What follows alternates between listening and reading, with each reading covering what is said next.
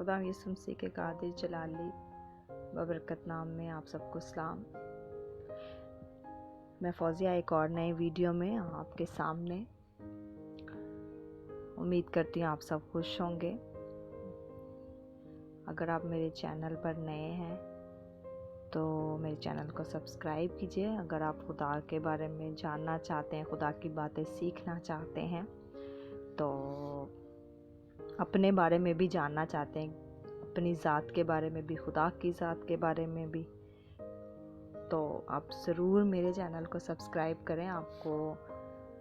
ضرور اس میں سے سیکھنے کو ملے گا۔ میری پچھلی ویڈیو جو ہے اس میں ہم بات کر رہے تھے کہ خدا نے آدم اور حوا کو جو صلاحیت دی ہوئی تھی سوچنے سمجھنے کی، خدا کی مانند آدم سوچ سکتا تھا، ہر بات کا ڈیسیژن لے سکتا تھا۔ تو حوا جو ہے، اب حوا کی بات آتی ہے کہ حوا جو ہے وہ چونکہ بعد میں بنائی گئی اور وہ آدم کے لیے بنائی گئی تھی، اور اس کے علاوہ بھی اس کے بنانے کے بہت سے پرپس تھے، وہ میں بعد میں آپ سے ڈسکس کروں گی۔ ایکچولی یہاں پہ میں بات بتانا چاہ رہی ہوں آپ کو سمجھ اور سوچ کو استعمال کرنے کی، جو خدا نے اس میں رکھی تھی۔ جیسے کہ خدا جو روح تھا وہ اس میں بھی خدا کا ہی روح تھا، آدم اور حوا میں آدم کی طرح وہ بھی سوچ سمجھ سکتی تھی، ہر بات کا ڈیسیژن لے سکتی تھی، لیکن اس طرح سے میں کہہ سکتی ہوں کہ نہیں جیسے کہ آدم کسی بات کا ڈیسیژن لے سکتا تھا، کسی بات کو اچھے سے جس طرح سے سوچ سمجھ سکتا تھا۔ اس کی وجہ یہ بھی تھی چونکہ آدم جو ہے، خدا نے جب آدم کو بنایا تو فرسٹ آف آل اس کو اپنی شبیہ پر بنایا۔ خدا نے اپنی شبیہ پر آدم کو بنایا ہوا ہے۔ حوا کو جب بنایا خدا نے تو وہاں کہیں بھی یہ بات نہیں ملتی کہ حوا کو خدا نے اپنی شبیہ پر بنایا۔ شبیہ پر بنانے کا مطلب، ایک تو میں نے آپ کو بتایا کہ خدا کا روح جو تھا آدم کے اندر، وہی روح حوا میں کے اندر بھی تھا، مگر یہاں پہ جو پوائنٹ ہے وہ یہ ہے کہ آدم کی رفاقت خدا کے ساتھ پہلے تھی اور زیادہ تھی، اور خدا کی سی سمجھ جو تھی فزیکلی طور پر جب ہم دیکھتے ہیں تو خدا نے اس کو مرد بنایا، اور آدم میں جو طاقت ہے اور جو سمجھ سوچ یا برداشت یا جو اس طرح آپ سمجھ لیں کہ اس کی کیپیسٹی تھی وہ زیادہ تھی ایز کمپیئر ٹو حوا۔ حوا کو نازک بنایا گیا، حوا کو سینسٹیو بنایا گیا، اور خوبصورتی زیادہ اس میں رکھی گئی، اور اس کو اس طرح سے مضبوط یا آپ یہ کہہ سکتے ہیں کہ نہیں بنایا گیا جیسے کہ آدم کو بنایا گیا تھا۔ تو اس لحاظ سے بھی وہ سوچ سمجھ میں تھوڑی مطلب کہ کم، اپنے ذہن کو اتنا استعمال نہیں کر سکتی تھی، اس حد تک نہیں سوچ سکتی تھی جس حد تک آدم سوچ سکتا تھا۔ تو اس طرح سے بھی وہ آپ یہاں پر ہم دیکھتے ہیں کہ جب یہاں پہ ہم بات کرتے ہیں اب کہ خدا نہیں ہے موجود، خدا ان کے اس وقت ساتھ نہیں ہے، جبکہ وہ آزمائش بھی تھی ایک طرح کی حوا کی، اور سمجھ لے اس کا ایک خدا اس کو دیکھنا چاہ رہے تھے کہ آیا آدم جو ہے اس کو تو خدا بہت دفعہ مطلب کہ آزما چکے تھے، لائک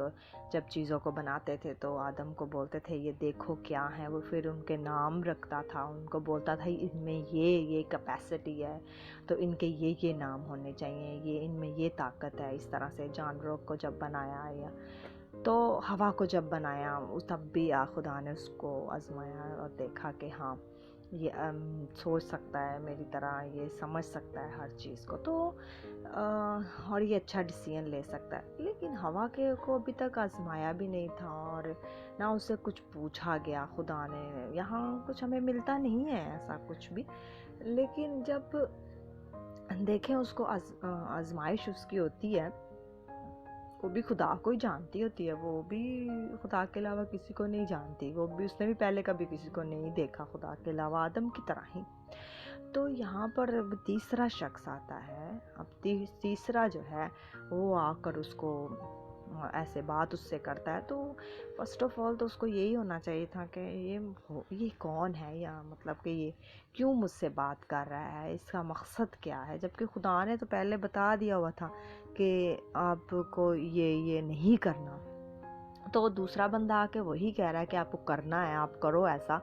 تو اس کو پہلے ہی اس بات کا ہونا چاہیے تھا کہ یہ مجھے نہیں کرنا، کیونکہ جس نے مجھے بنایا ہے، میں جس کے ساتھ رہتی ہوں، آدم نے بھی بولا ہوگا یہ ہم نے کام نہیں کرنا ہے، اس کو ہم نے نہیں کھانا، یا خدا کی نافرمانی ہم نے نہیں کرنی۔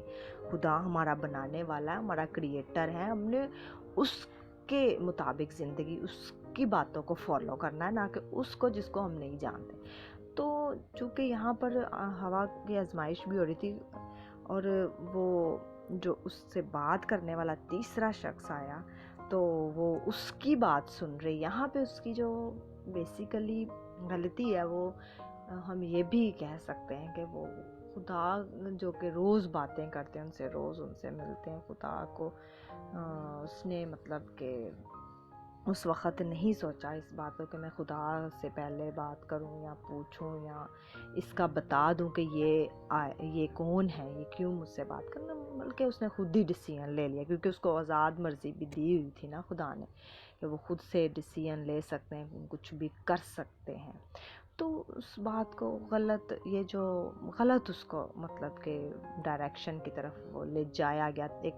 تیسرا شخص آ کر اس کو غلط باتیں بتاتا ہے اور غلط ڈیسیژن دیتا ہے، اور وہ اس کو مان بھی جاتی ہے۔ تو یہ تھی نافرمانی خدا کی، اور اس نے تو کی ہی کی، اور آدم نے پھر کیا کیا، آدم نے بھی اس بات کو فالو نہیں کیا، اور آدم بھی اپنے ساتھ جو مددگار تھا ہوا، اس کی بات کو فالو کیا، اور خدا کی نافرمانی میں پھنس گئے دونوں۔ جبکہ آدم اچھے سے اس بات کو جانتا تھا، وہ ڈیسیژن بھی لے سکتا تھا، لیکن چونکہ ہوا بھی اس کے ساتھ رہتی تھی، اس کی مددگار تھی، اور اس کو زیادہ تو تفصیل میں نہیں ہے بات کہ کیسے اس نے مطلب اس کو ایک طرح کا منایا، یا کہ ہو سکتا ہے یہ بھی ہم کہہ سکتے ہیں کہ جو تیسرا بندہ تھا وہ ان سے تقریباً ہوا سے میں بھی کافی دن ملتا رہا ہو، خدا کو نہ وہ بتاتے ہوں، کچھ بھی ہو سے میں بھی ایک ہی دفعہ ملا اور وہ اسی وقت اس نے اس کی بات مان لی ہو، لیکن بات تو مانی، نافرمانی تو کی اس دونوں نے۔